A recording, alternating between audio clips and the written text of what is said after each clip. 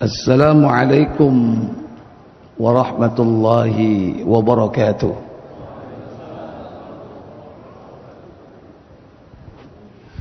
Innal hamdalillah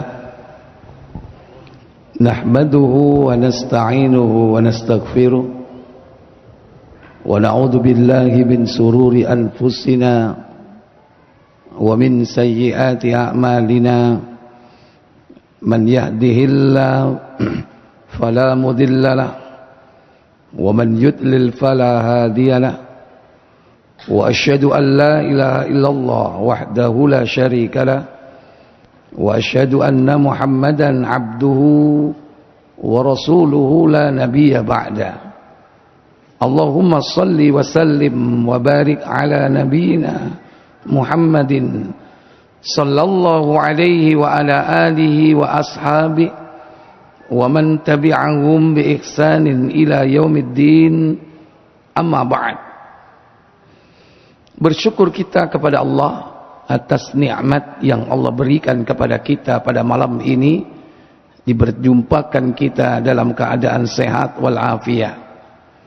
Semoga Allah tabaraka wa taala memberikan kita kenikmatan berkumpulnya sehat dengan iman dan selalu istiqamah di dalamnya hingga akhir hayat kita, dan semoga Allah memberikan kita nikmat mati dalam kondisi husnul khatimah. Salawat dan salam semoga terlimpah kepada junjungan kita baginda Nabi Muhammad sallallahu alaihi wasallam. Demikian pula untuk keluarga beliau, keturunannya, para sahabatnya, dan seluruh pengikut-pengikutnya hingga tegaknya hari pembalasan. Bapak Ibu, saudara-saudari sekalian, di antara aspek ibadah yang dilakukan oleh seorang hamba yaitu ibadah qalbiyah, ibadah hati, atau boleh juga disebut dengan batiniyah. Sebagaimana aspek yang lain, ada ibadah itu yang dilakukan dengan lisan, berarti ibadah lisaniyah, dengan lidahnya. Juga ada ibadah yang dilakukan dengan amalan anggota tubuh. Itulah tiga aspek: lisan, hati, dan badan atau anggota tubuh. Ibadah lisan misalnya, dia berdoa, meminta, memohon kepada Allah Jalla wa'ala. Karena ad-du'a huwal ibadah. Doa itu adalah ibadah. Ada yang mengatakan mukhul ibadah, inti daripada ibadah. Ada juga zikir. Zikir itu merupakan juga aspek ibadah. Dan semua ini adalah aspek lisan. Tapi ada ibadah yang merupakan aspek batiniyah, yaitu salah satunya al-khawf ma'ar roja, yakni takut yang disertai dengan harap. Takut yang disertai dengan harap ini merupakan ibadah hati. Takut kepada Allah, berharap kepada Allah. Orang yang takut kepada Allah mungkin barangkali tidak bisa diketahui dari zahirnya. Demikian pula orang yang berharap kepada Allah, karena ini merupakan ibadah batin. Sebagaimana juga cinta, al-hubb. Maka Imam Ibn Taimiyah dalam kitabnya Risalah Ubudiyah, beliau menyebutkan tentang rakaizul ibadah, yaitu pilar-pilar ibadah. Di antara pilar ibadah yang beliau sebutkan yaitu ghayatul hubbi ma'a ghayatul dzulli. Puncak ibadah, puncak cinta yang disertai dengan perendahan diri serendah-rendahnya. Jadi kalau cinta itu setinggi-tingginya, kalau merendahkan diri kita kepada Allah serendah-rendahnya. Dan itu satu paket. Ghayatul hubbi ma'a ghayatul dzulli. Puncak cinta dan perendahan diri. Nah, pilar yang lain yaitu al-khawfu ma'ar raja. Takut yang disertai dengan harap. Nah, kalau takut dan harap ini harus seimbang. Ibarat sayap burung kanan dan kiri, dia tidak boleh berat sebelah. Dia harus seimbang antara bagian yang kanan dan yang kiri. Maka harus seimbang antara takut dan harap. Tidak boleh berat sebelah. Maka kalau ada orang ibadah hanya mengandalkan rasa takut, maka ibadah mereka seperti ibadah orang-orang haruriyah. Orang-orang haruri yang terkenal dengan istilah khawarij. Karena memang mereka nyempal di Harura. Itu karena ibadahnya landasannya takut. Maka mereka memiliki pemahaman bahwa manusia itu sangat kufur walaupun hanya sekedar melakukan dosa besar. Bahkan mereka berkeyakinan tidak ada itu orang yang keluar dari neraka. Orang kalau sudah masuk ke dalam neraka tidak akan pernah keluar. Itu keyakinan orang Khawarij. Siapa yang melakukan kabair, dosa besar, kafir, akan menjadi penghuni neraka kekal selama-lamanya. Ini salah satu keyakinan dari Khawarij. Jadi ibadahnya landasannya takut. Seakan tidak ada harapan. Demikian pula sebaliknya. Yaitu orang yang beribadah hanya sekedar berharap, tidak ada rasa takut. Ini adalah konsep ibadahnya Murji'ah. Murji'ah itu berkeyakinan iman itu cukup di hati, tidak perlu diamalkan. Padahal iman itu adalah meliputi hati, lisan, dan juga amal perbuatan dengan anggota tubuh. Al-iman qaulun wa amalun.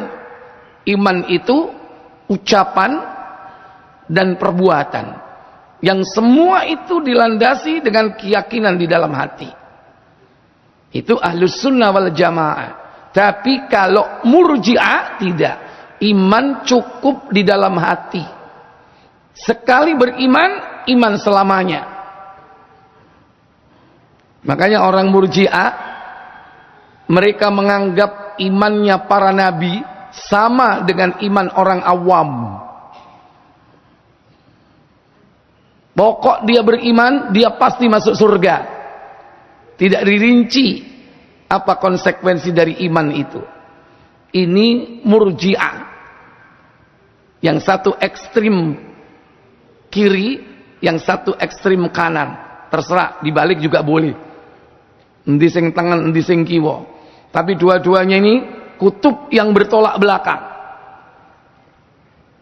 Demikian pula ada orang yang beribadah hanya dasarnya cinta, tidak punya rasa takut, tidak punya rasa harap. Cinta ini bisa masuk kepada zindiq, yakni orang munafik.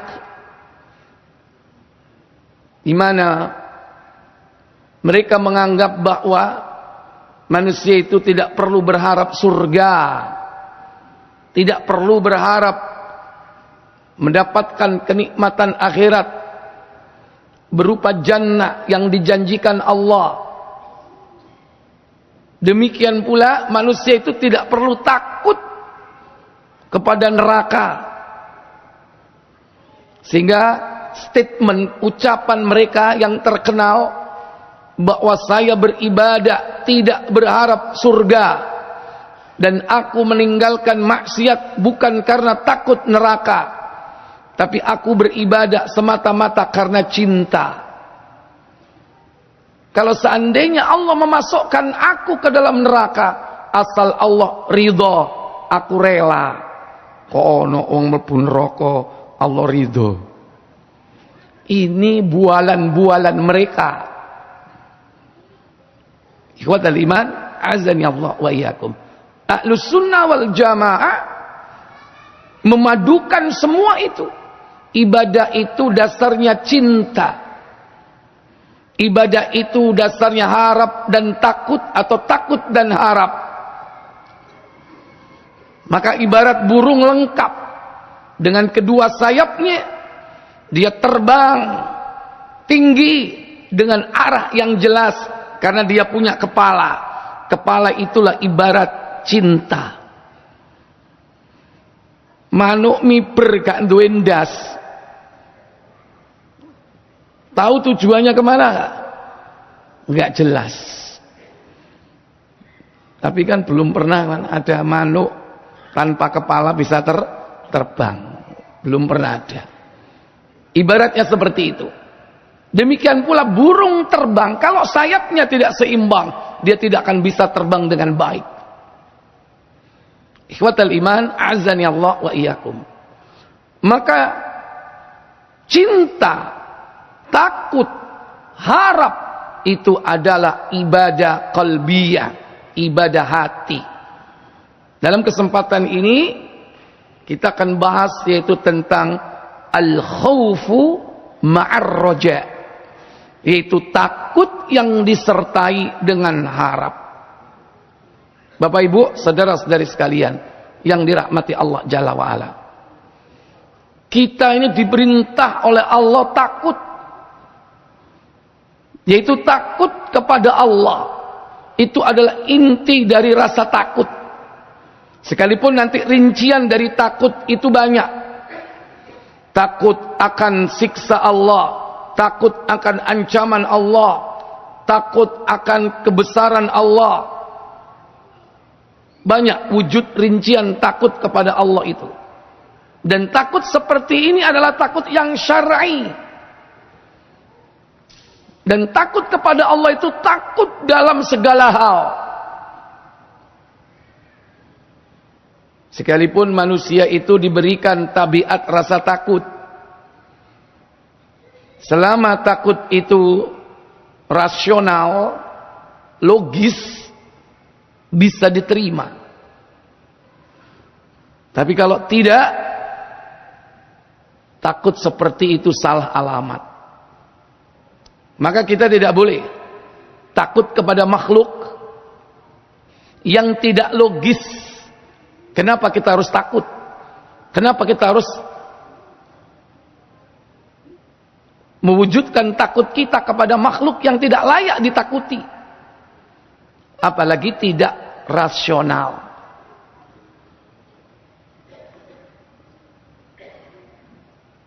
Contoh, hati-hati kok nek liwat kono. Iku nggon wengit. Kok nek liwat kudu nuwun. Nuwun pinten? Nuwun sewu, Mbah, nuwun sewu, Mbah. Amit nggih, Mbah. Sampun nggodha kula. Sampun ganggu anak putu kula. Takut atau tidak ini? Halo? Takut. Pembicaraan antar driver di tempat-tempat tertentu itu harus kasih kode. Minimal dengan membunyikan apa? klakson, tintin. Hati-hati kau nek liwat kono, pengkolan-pengkolan ini. Ini termasuk wujud takut yang rasional atau tidak rasional? Halo? Rasional atau tidak? Tidak rasional. Takut seperti ini salah. Makanya Allah tabaraka wa ta'ala berfirman di dalam surah Ali Imran surat ketiga pada ayat yang ke-175. Allah tabaraka wa ta'ala berfirman, innama dzalikumus syaitanu yukhawwifu awliya'ahu fala takhafuhum wa khafuni in kuntum mu'minin. Innama dzalikumus syaitan, sesungguhnya mereka itu tidak lain hanyalah syaitan. Yukhawwifu awliya'ahu, yang menakut-nakuti kamu dan kawan-kawannya. Siapa yang kerjaannya suka nakut-nakuti, Pak? Halo? Syaitan. Baik minal jinnati wan nas. Setan dari jenis jin tidak sedikit nakut-nakuti manusia. Dan ingat, yang bisa ditakuti itu siapa? Auliya'ahu, koncone dewe, teman-temannya yang hanya bisa ditakuti itu, Pak. Makanya orang beriman itu gak akan takut kepada syaitan. Mangkan mulane tiang beriman itu, Pak, gak kira diketoki, Pak. Jin itu gak gawe rusuh. Coba nek padha koncone, mesti diketoki, diwedeni. Ana koncone, bolone. Moro-moro ketok pocong. Sampean ketok pocong melayu enggak? Halo? Iki masalah, berarti ojo-ojo sampean koncone. Kenapa kok sampai wedi? Kenapa kok sampai bisa kelihatan? Orang beriman, manusia normal itu enggak akan bisa melihat jin. Dan itu sunnatullah, normal. Tiang boten saged ningali jin-jin yang berupa macam-macam bentuknya. Indonesia ini paling kata, Pak, jin sing malih rupa. Karena pandainya manusia itu berimajinasi. Nek ten luar negeri niku namung drakul. Nek gak vampir. Indonesia wakeh jin-jin bentuk sing suka medeni. Pocong, kunti, gendruwo, jerangkong, sandal bolong. Napa? Aku gak tega ngomongi. Sampeyan lanjutno. Nggih, Banaspati, wewe, gombel, sing gundul kaya arek cilik ku sapa? Tuyul. Apa meneh? Das gelundung. Si akeh nih. Ini adalah jin-jin yang merubah bentuknya sesuai dengan imajinasi manusia. Karena hakikat asli tubuh jin itu tidak ada yang tahu. Makanya Imam Asy-Syafi'i rahimahullah ta'ala mengatakan, siapa yang ngaku melihat jin, kafir. Berarti boloe, podo kafiri. Yang asli. Makanya yang kelihatan tampak itu adalah sudah merubah wujudnya. Tujuannya apa? Ayat ini. Innama dzalikumus syaitanu yukhawwifu awliya'ahu. Sesungguhnya mereka itu adalah syaitan yang menakut-nakuti kalian dan juga teman-temannya. Mangane sampean ojo gelem diwedeni, ojo sampai wedi. Nah setan itu kadang ya muncul dari artis, gawe film horor, ngono ojo didelok. Delok nek mari delok film horor, wedi enggak? Wedi. Anake njaluk terbuke, terno nang mburi, pipis. Lah apa senduk? Aku wedi mari ndelok film suster. Loh, horor sampean. Ndelok pisan ya. Ya kan? Dijaluki ter anake, ibuke njawab apa? Lah nduk, wis budal rono lah. Aku wedi Bu. Aku dhewe ya wedi. Mboke ya wedi pisan. Enggak usah lihat film-film seperti itu. Itu syaitan dari jenis manusia. Membuat skenario, membuat film.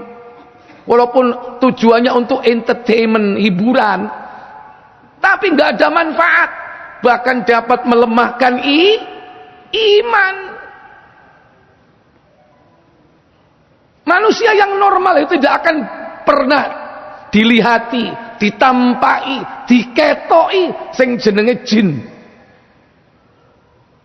Makanya kalau kita pernah dilihati seperti itu, tandanya mungkin perlu dievaluasi, yakni keimanan kita. Jin-jin itu tidak akan menampakkan diri kepada orang-orang mukmin dalam wujud yang menakutkan. Tidak mungkin. Sahabat-sahabat Nabi ketika didatangi syaitan dari kalangan jin, rata-rata mereka itu nyamar sebagai manusia biasa. Kecuali Nabi kita Muhammad sallallahu alaihi wasallam, karena memang beliau adalah rasul yang berhak dan pantas ditampakkan yang gaib. Pernah ditampakkan ifrit secara langsung. Tapi Nabi nggak mungkin menerangkan irunge koyok ngene, untune koyok ngene, nggak mungkin Nabi seperti itu. Apa meneh Nabi ate ngelukis gambar, ya kan? Nggak mungkin. Zaman sekarang sing gambar-gambar bentuk setan iku ya bolone. Termasuk juga yang bikin-bikin patung bentuk-bentuk setan. Setan dari kalangan jin yang membuat bentuk seperti imajinasi yang dibayangkan oleh manusia. Tujuannya menakut-nakuti. Maka Allah katakan, "Fala takhafum." Janganlah kalian takut kepada mereka. Cuman kadang-kadang walaupun tidak menampakkan diri, manusia itu diberikan sinyal kalau ada jin di sekitar situ. Biasanya apa? Merinding, mengkorok, begodok, mengkorok. Ya kan? Itu sinyal. Kalau itu wajar. Tapi lihat nggak mungkin. Kalau lihat jelas ada nasnya. Kalau mengkorok mungkin. Nah, ketika kita takut seperti itu, kemungkinan jin ini mau nakut-nakuti. Maka perintah Allah apa? Fala takhafuhum. Jangan engkau takut kepada mereka. Nek perlu dilawan. Gelodak. Melayu enggak sampean? Halo? Jangan lari, masih mari mengkorok, mari ngono suara gelodak, meledos, sampean datangi. Perintahnya Allah, walaupun sampean gemeter, ojo mundur, ojo melayu. Ya. Tapi kadang gemeter, kadang-kadang melayu. Ini. Fala takhafuhum wa khafuni. takutlah kalian kepadaku in kuntum mu'minin, jika kau benar-benar orang-orang yang beriman. Makanya orang yang takut kepada syaitan, keimanannya dipertanyakan. Mestinya manusia itu hanya takut kepada Allah. Kita diperintah oleh Allah takut. Bagaimana wujud takut kepada Allah tabaraka wa ta'ala? Takut akan siksanya. Setan tidak akan bisa menyiksa, baik dari kalangan jin maupun manusia. Kalaupun bisa menyiksa, itu atas kehendak Allah. Tapi antum berarti berpeluang untuk mendapatkan pahala yang besar jika sampai mereka itu melakukan itu. Maka kita diperintah untuk takut hanya kepada Allah. Yang pertama bentuk takut itu, yaitu takut akan azab Allah. Azab atau siksa Allah. Karena siksa Allah ini pasti akan berlaku bagi siapapun yang melanggar aturan-aturannya, hukum-hukumnya. Maka Allah bisa jadi nanti akan menghukumnya, baik secara syar'iyah. Kalau tidak ditegakkan hukum syar'iyah, akan ditegakkan hukum qadariyah. Pertama, yaitu takut akan siksa Allah Jalla wa'ala. Banyak ayat yang menyebutkan tentang hal itu. Di Quran diulang-ulang, fattaqullah. Fattaqullah itu bisa bermakna bertakwalah kepada Allah. Fattaqullah bisa bermakna takutlah kepada Allah Jalla wa'ala. Rinciannya bagaimana? Rinciannya adalah yaitu takut kepada siksa, baik di dunia, baik di alam kubur, ataupun di alam akhirat. Kalau di akhirat, Pak, siksa apa itu, Pak? Siksa neraka. Kata Allah misalnya dalam surah Al-Baqarah surat kedua pada ayat yang ke-23-24, wa in kuntum fi raibim mimma nazzalna ala abdina fa'tu bi suratin min mithlihi wad'u syuhada'akum min dunillahi in kuntum sadiqin.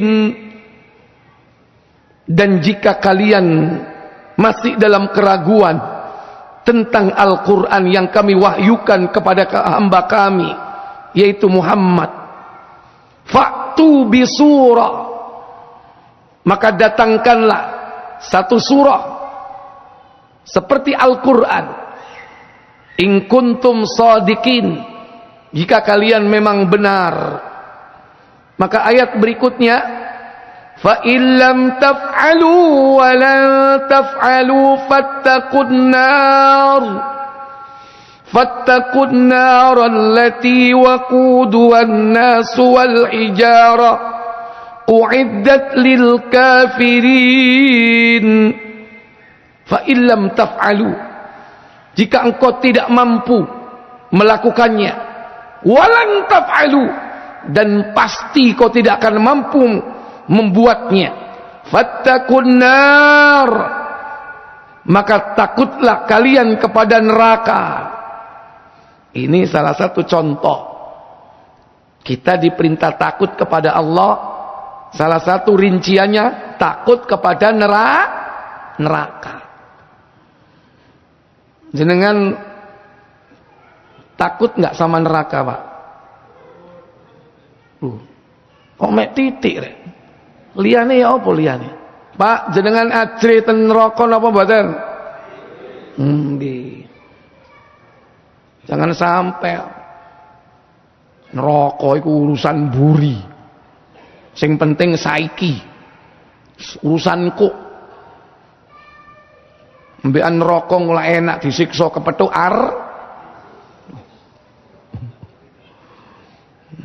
Terus la opo nek kepethuk? Iku liman. Banyak ayat-ayat semacam ini, ya. Contoh lagi dalam surah At-Tahrim, surah yang ke-66, ayat yang ke-6. Ya ayyuhalladzina amanu qu anfusakum wa ahlikum nara waquduhan nasu wal hijarah عليها ملائكة غلاد شداد لا يعصون الله ما أمرهم ويفعلون ما يؤمرون. Wahai orang-orang yang beriman, ku anfusakum, jaga dirimu, wa ahlikum nara, dan juga keluargamu dari ancaman api neraka. Ini contoh. Kita diperintah untuk memelihara diri dari neraka. Berarti kita diperintah untuk apa? Takut kepada neraka. Yang kedua, takut kepada siksa apa lagi? Siksa kubur di alam barzakh. Ketika Nabi SAW beliau mengubur jenazah sahabat Ansor, setelah beliau mengubur, kemudian beliau katakan kepada sahabat, memberikan nasihat, Ista'idhu billah, mintalah kalian perlindungan kepada Allah min adzabil qabr, dari azab kubur. Diucapkan kalimat itu sebanyak 3 kali oleh Rasulullah. Setelah itu kemudian Nabi memberikan nasihat kepada mereka tentang bagaimana perjalanan ruh menuju ke alam barzakh. Hadis riwayat Abu Dawud nomor 4753. Kemudian di dalam Sahih Muslim di nomor 545, Nabi SAW mengajarkan kita doa supaya kita berlindung kepada Allah, yaitu dari azab neraka dan azab kubur. Doa ini diucapkan sebelum kita mengucapkan salam. Bersumber dari sahabat Abu Hurairah radhiyallahu taala anhu, bahwasanya Rasul sallallahu alaihi wasallam bersabda, "Idza tashahhada ahadukum falyasta'id billahi min arba'." Jika selesai kalian membaca tasyahud, maka hendaklah kalian berlindung kepada Allah dari 4 perkara. Lalu Nabi membaca doa, Allahumma inni a'udzubika min adzabi jahannam wa min adzabil qabri. Wahai Allah, aku berlindung kepada Engkau dari siksa jahannam dan juga siksa kubur. Ini wujud takut kepada Allah, Pak. Sampean gak wedi tadi siksa nang kuburan. Bu, jenengan boten wedi Bu disiksa nang kubur. Takut apa enggak, Bu? Takut. Makanya diajarkan kita doa ini. Aku berlindung kepada Engkau wahai Allah dari azab neraka jahanam dan juga yaitu dari siksa azab kubur. Ini tandanya kita harus takut kepada Allah Jalla wa'ala. Takut azab neraka, takut azab kubur. Berikutnya, ketika kita hidup di dunia ini, takut enggak kalau kita diazab? Terutama bagi orang-orang yang banyak berbuat maksiat. tentu rasa takutnya lebih besar daripada yang sedikit berbuat maksiat. Jangan sampai kita merasa aman dari azab di dunia. Orang yang merasa aman dari azab dunia, orang yang rugi, kata Allah Jalla wa'ala. Apalagi banyak negeri-negeri telah jadi contoh, negeri yang dihancurkan oleh Allah sehancur-hancurnya hanya karena penduduknya berbuat maksiat. Termasuk negeri kita. Jangan merasa aman, Pak. Oh, Indonesia ini aman, tentram, gemah ripah, loh jinawi, toto titi tentrem kerto, raharjo, tukul tanpa, tinandur, terus noleh. Ya, jangan kita merasa negeri kita ini bak ratna mutu manikam, tapi lupa penduduknya banyak berbuat maksiat. Karena sudah banyak contoh negeri-negeri yang dihancurkan oleh Allah Jalla wa'ala. Bagaimana Allah memperingatkan kita dalam surah Al-A'raf, yaitu tentang azab dunia. Dalam surah ke-7 pada ayat yang ke-97 Allah tabaraka wa taala berfirman, afa amina ahlul qura an ya'tiyahum ba'suna bayatan wa hum naimun. Apa kata Allah? Kata Allah, afa amina ahlul qura, apakah penduduk negeri itu merasa aman dari kedatangan siksa kami di waktu malam hari ketika mereka sedang terlelap tidur? Pernah enggak terjadi siksa azab di waktu malam, Pak? Isu wis entek roto. Pernah enggak? Tahun 1955 di Jawa Tengah, di daerah dataran tinggi Dieng, ada desa yang makmur. Desanya itu panen luar biasa dibandingkan dengan negeri atau desa sebelahnya. Panennya bagus-bagus.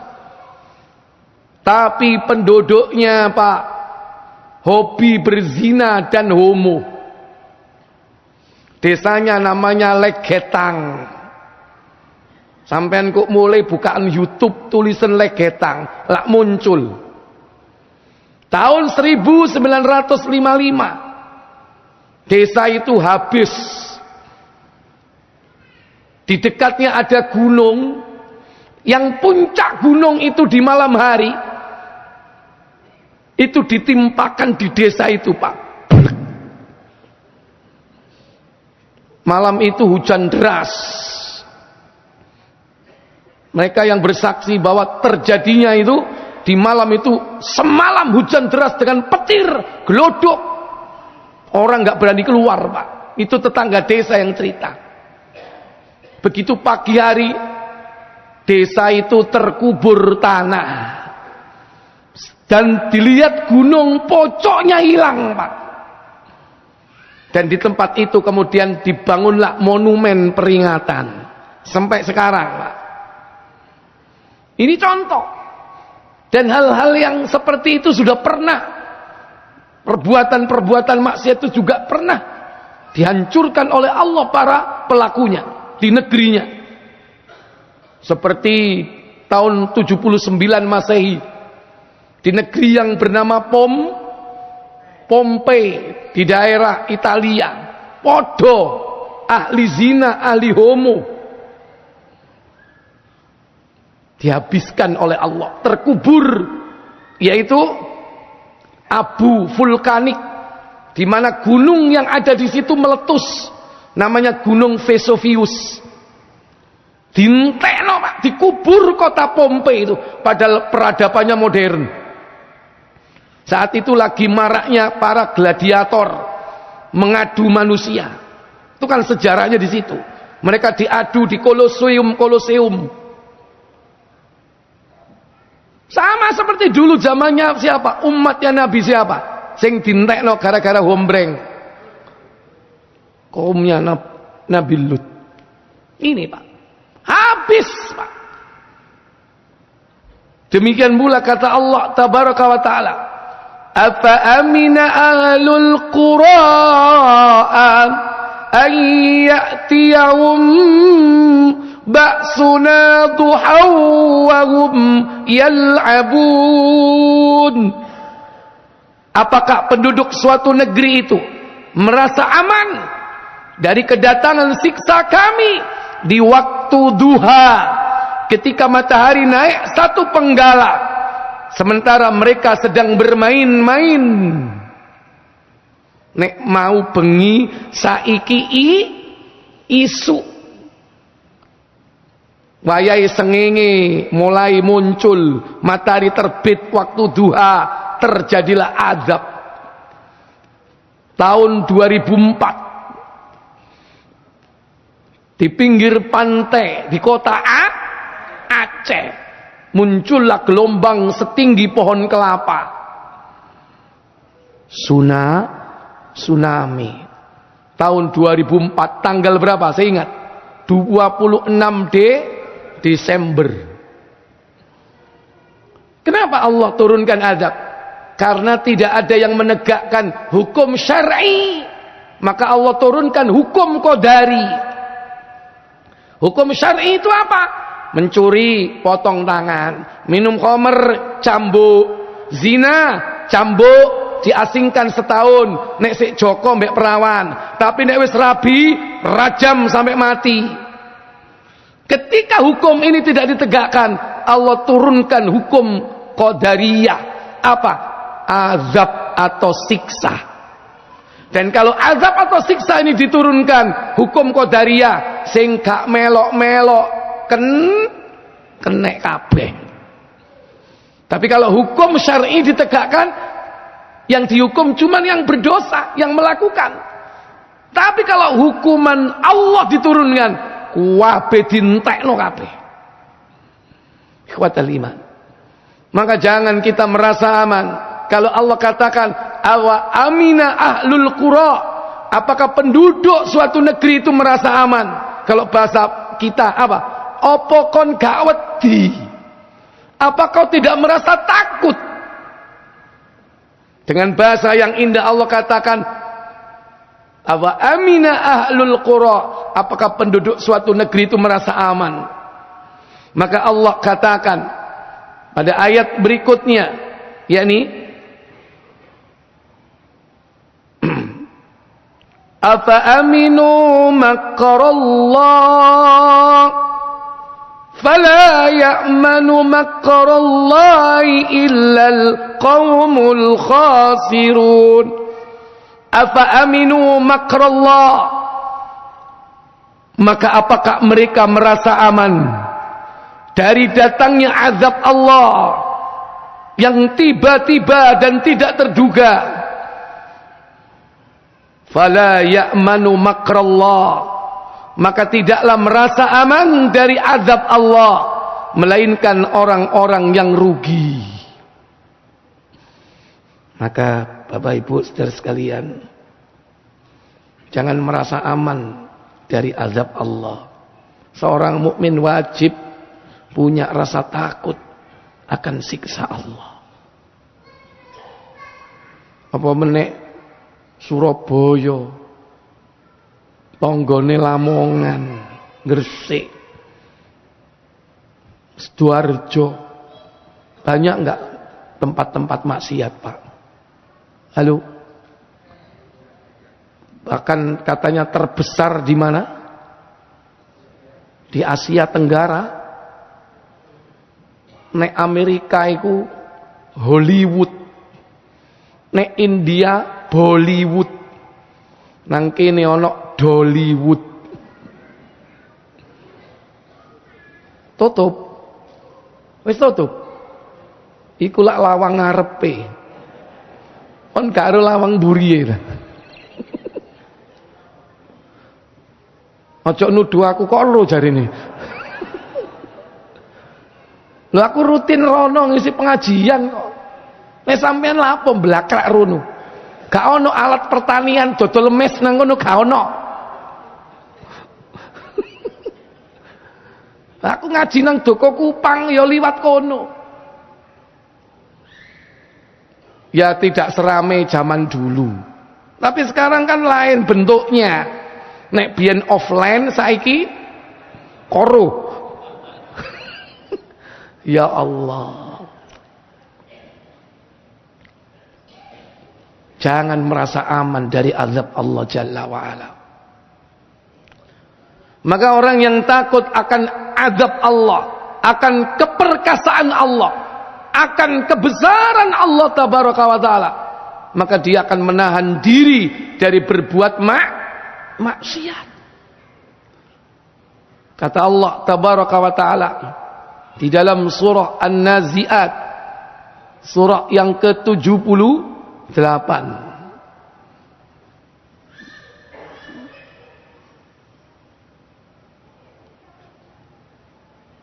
surah An-Nazi'at, surah yang ke-79 ya. Pada ayat yang ke-40 Allah katakan, wa amma man khafa maqama rabbih wa nahan nafsa 'anil hawa fa innal jannata hiyal ma'wa. Wa amma man khafa maqama rabbih wa nahan nafsa 'anil hawa. Adapun orang-orang yang takut akan kebesaran Rabb-Nya, ketika dia takut akan kebesaran Rabb-Nya, apa yang dilakukan? Wa nahan nafsa 'anil hawa. Dia menahan diri dari keinginan hawa nafsunya. Inilah orang yang takut kepada Allah, Pak. Orang yang takut kepada Allah itu menahan apa? Menahan hawa nafsu. Wa nahan nafsa 'anil hawa. Dia tahan hawa nafsunya. Jane aku kepingin ngombe iku rek, jarine kok enak. Isok fly. Kepingin aku. Apa menek lagi sumpah tukaran mbek bojo nih. Kepingin pikiran iki tenang. Ada keinginan untuk jalan pintas, minum khamr sebagai bentuk pelarian. Apa manek biyen wis tau ngrasakno. Mari ngono hijrah, tobat. Bareng diuji mbek Allah, sumpah bengkerengan mbek bojo. Kira-kira apa gak mungkin lari ke khamr lagi? Halo? Sangat mungkin. Tapi ditahan. Kenapa? Takut kepada Allah Jalla wa'ala. Kalau ada orang minum khamr, tobat, diterima tobatnya. Minum lagi, tobat, diterima tobatnya. Minum lagi, kalau sudah sampai ketiga, dipenggal lehernya. Kalau ngombe tobat, ngombe tobat, ngombe tobat, ngombe mana? Ketangkep setelah yang ketiga, diputus lehernya, dibunuh, itu hukumnya.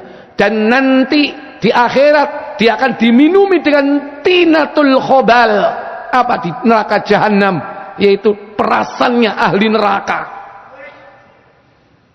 Makanya saiki nek wis tobat aja cedek-cedek nang kanca biyen. Kan kok diceluk. Cak, Rene, wayamu.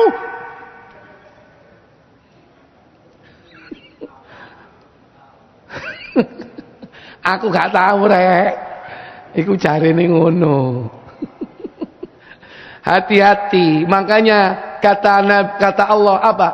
innamal khamru wal maisiru wal ansabu wal azlamu rijsun min amali syaitan fajtanibuhu,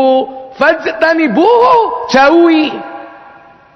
Kalau Allah katakan jauhi, berarti asline cedhak apa ado? Nek dikongkon ngadohi, berarti asline niku cedhak napa tebe? Cedhak. Homer iku cedhak. Tanggamu dhewe kok. Wis saiki nang ndi-ndi? Yo sampean iso gawe dhewe. Bisa bikin sendiri, Mak. Sing penting mendem, umplung cet, sing penting mendem, ya. Spiritus digawe bodrek, sing penting mendem. Nah, itu kan berarti dekat dengan dunia kita. Kadang-kadang nafsu itu mengajak, innan nafsa la'ammaratun bisu, karena nafsu itu mengajak kepada perbuatan jahat. Apakah itu khomer, apakah itu zina, keduanya keji dan mungkar. Maka supaya dijauhkan dari keji dan mungkar itu, keji itu zina, al-gendaan, ya, wal selingkuh, keji, wal mungkar, dan mungkar apa itu? Khomer. Caranya bagaimana? Tegakkan sholat dengan baik. Tegakkan sholat agar kita dijaga, dipelihara oleh Allah. Inna salata tanha anil fahsyai wal munkar. Mangkane ojo gumbul wong iku manek, kancamu tinggalen. Mangkane golek kanca anyar. Sapa? Jamaah pengajian Namira. Sapa nang Namira? Kancamu gumbul biyen sing suka ngombe cokrik. Tinggalno. Goodbye, nek perlu talak 3. Gak usah kepethuk. Buseken nang gone HP-mu iku jenenge.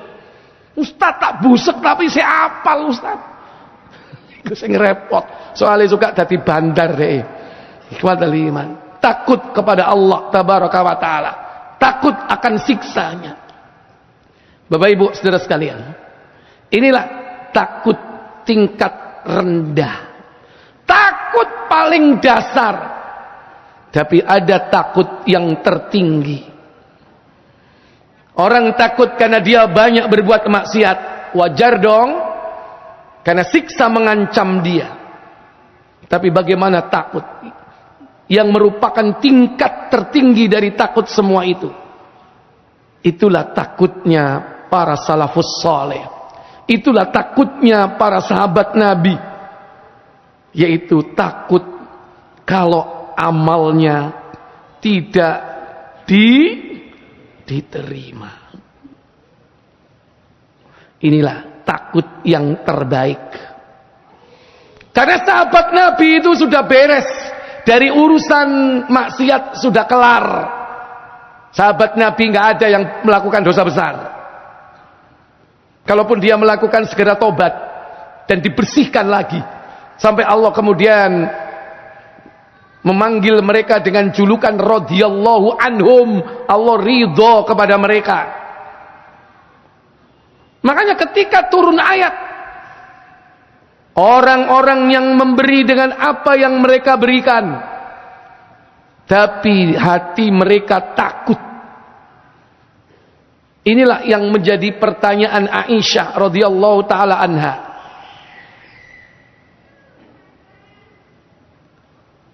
Surat yang dimaksud yakni surah 23 Al-Mu'minun, itu pada ayat yang ke-60. Allah tabaraka wa ta'ala berfirman, walladzina yu'tuna ma ataw wa qulubuhum wajilatun annahum ila rabbihim raji'un. Kata Allah tabaraka wa ta'ala, dan orang-orang yang memberi apa yang telah mereka berikan, wa qulubuhum wajilatun, sementara hati mereka takut, annahum ila rabbihim raji'un, bahwasanya mereka akan kembali kepada Rabbnya. Ketika ayat ini turun, Aisyah bertanya kepada Nabi, "Ya Rasulullah, ahumul ladina yastrikuna wa yasrabal khamru wa yaznun?"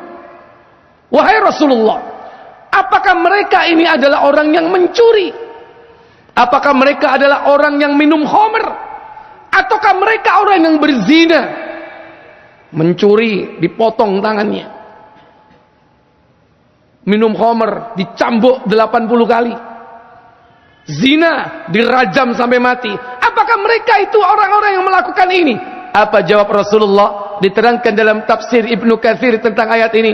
La, tidak, kata Rasulullah. Ya binta Siddiq, wahai anak perempuan As-Siddiq, yaitu Abu Bakar As-Siddiq. Apa kata beliau?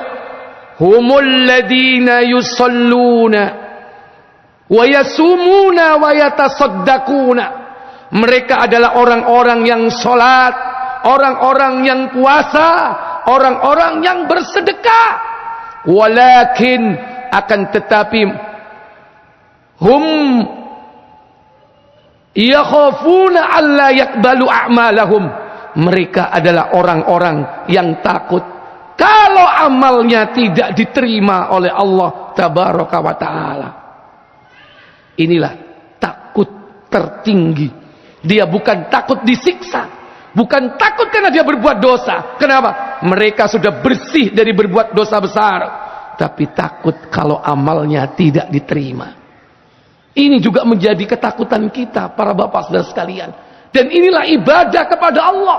Takut, bukan hanya siksa, tapi takut kalau seluruh apa yang kita kerjakan dari amal ibadah dan amal soleh ini ternyata tidak diterima oleh Allah Jalla wa'ala. Jangankan kita, sekelas Nabiullah Ibrahim, Pak, kurang apa Nabi Ibrahim? Beliau masih berdoa kepada Allah tabaraka wa ta'ala agar amal-amal mereka diterima oleh Allah tabaraka wa ta'ala. Nabi Ibrahim, Pak, Nabi Ibrahim setelah menunaikan perintah Allah, yaitu membangun Ka'bah, maka dia berputar, berkeliling, ngecek barangkali ada batu-batu yang tidak pas atau belum terpasang. Dia berputar sebanyak, tanpa terasa, yaitu 7 kali. Setelah dipastikan bahwa tidak ada satupun yang kurang, akhirnya Nabiullah Ibrahim dan Ismail melakukan sholat sebagai bentuk rasa syukur. Dia lakukan itu di belakang tempat pijakan saat membangun Ka'bah, yang sekarang disebut dengan Maqam Ibrahim. Inilah yang kemudian dinapaktilasi oleh orang yang haji dan umroh sebagai ibadah yang bernama tawaf. Itu karena perbuatan Nabi Ibrahim. Nah, setelah beliau membangun atau meninggikan pondasi Ka'bah, maka kemudian beliau mengucapkan kalimat tersebut. Allah abadikan doa Nabi Ibrahim itu dalam surah Al-Baqarah, yaitu pada ayat yang ke-127, di mana Allah Jalla Jalaluh berfirman, wa idh yarfa'u Ibrahimul qawa'ida minal baiti wa Ismail Rabbana taqabbal minna innaka antas sami'ul alim. Dan ingatlah ketika Ibrahim setelah meninggikan, membina dasar-dasar Baitullah bersama putranya Ismail, maka keduanya berdoa seraya memohon, Rabbana taqabbal minna, wahai Rabb kami, terimalah amal ibadah kami. Ini, Pak, Nabi Ibrahim masih berharap, Pak, supaya amalnya diterima. Apakah beliau tidak yakin amalnya diterima? Sangat yakin. Tapi ini menunjukkan sikap apa? Roja, harap kepada Allah tabaraka wa ta'ala. Berharap kepada Allah, yaitu pertama, berharap rahmatnya. Berharap kepada Allah, yaitu berharap pertemuan dengan Allah tabaraka wa ta'ala. Berharap kepada Allah, yaitu berharap agar amal-amal mereka diterima oleh Allah tabaraka wa taala. Orang seperti inilah nanti akan bisa ittiba kepada Nabi sallallahu alaihi wasallam. Makanya orang yang berharap itu disebutkan dalam surah Al-Ahzab 33, yaitu pada ayat 21. Laqad kana lakum fi Rasulillahi uswatun hasanatun liman kana yarju Allah wal yawmal akhir wa dzakarallaha katsira. Sungguh ada pada pribadi Rasulullah sallallahu alaihi wasallam yaitu suri toladan yang baik bagi kalian. Bagi siapa? Liman kana yarjullah, yaitu orang-orang yang berharap rahmat Allah. Ini yang pertama, berharap rahmat Allah. Rahmat Allah yaitu ampunannya. Kemudian wal yaumal akhir, yaitu berharap kedatangan hari kiamat. Orang yang memiliki rasa takut dan harap itu meletakkan harapannya tinggi di hadapan Allah, pengen segera bertemu dengan Allah untuk mendapatkan apa yang dijanjikan, maka dia persiapkan dirinya untuk memenuhi syaratnya, yaitu apa? Ikhlas dan mutaba'ah. Ikhlas murni dalam beribadah dan mengikuti tuntunan. Kata Allah dalam surah Al-Kahfi pada ayat terakhir 5, yaitu faman kana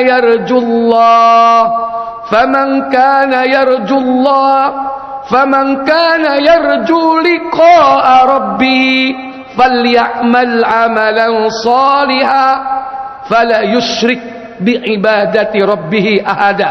Barang siapa yang berharap pertemuan dengan Rabbnya, kata Allah, falyamal amalan salihan, maka hendaklah dia mengerjakan amal saleh, yaitu amal yang sesuai tuntunan. Dan yang kedua syaratnya yaitu ikhlas, wala yusyrik biibadati rabbih ahada, yaitu janganlah mereka melakukan syirik, menyekutukan Allah dengan sesuatu apapun. Maka amal kita supaya diterima oleh Allah sebagai harapan besar kita, syaratnya harus dipenuhi, ikhlas wal mutaba'ah. Di samping kita juga berdoa sebagaimana doa Nabi Ibrahim, kita diajarkan oleh Rasulullah doa agar amal kita diterima oleh Allah. Setiap subuh kita ucapkan, Allahumma inni as'aluka ilman nafi'ah wa rizqan thayyiba wa amalan mutaqabbala. Amal yang diterima, syaratnya amal diterima ikhlas dan mutaba'ah.